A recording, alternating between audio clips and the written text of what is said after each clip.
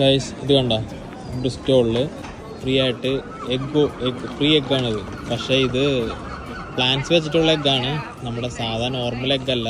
Plants വെച്ചിട്ട് അവർ ഉണ്ടാക്കി കൊടുക്കണം.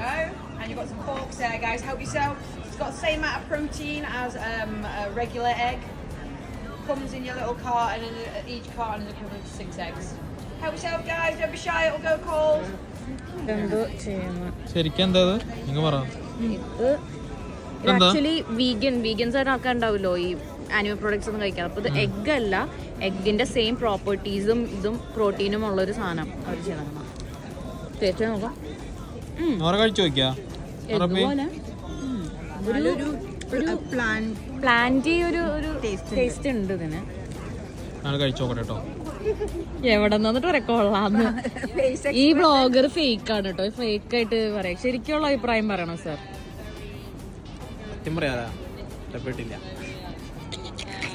അങ്ങനെ പറ, അങ്ങനെ വേണം.